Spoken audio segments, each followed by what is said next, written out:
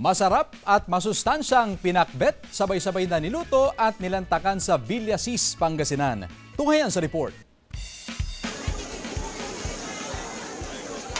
Iniluluto pa lang, pero katakam-takam na ang ipinagmamalaking pakbet ng iba't ibang barangay sa Villasis, Pangasinan.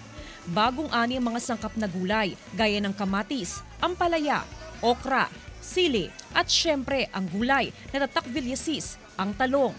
Tig 10 kilong okra, ampalaya, kamatis at sili habang 30 kilo ng talong ang sangkap ng pinakbet sa bawat kawa.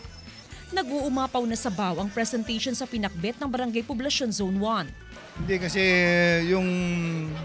yung talagang original na pakbet kasi, siyempre ang unang kwandan is yung sabaw.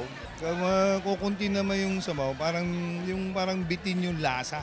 Sinahugan naman ng bagnet ang pinakbet na niluto ng Barangay Poblacion Zone 2. Pasarapan na lang po ng timplada, ma'am. Tapos ma'am, lahat po yan ma'am, pwedeng kumuha ng mga tao ma'am na nakipipesta ma'am. Matapos ang halos 1 oras na lutuan, handa ng lantakan ng masarap na pinakbet sa kawa. At syempre mga kapuso, atin ang huhusgahan ang masarap na pakbet ng mga taga Villasis.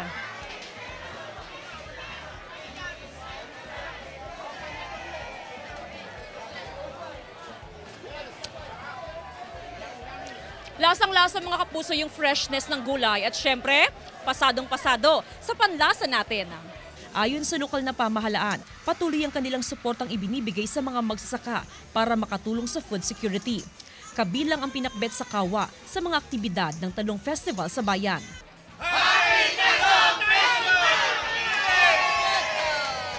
Kasama si Daryl Peralta, Jasmine Gabriel Galban, One North Central Luzon.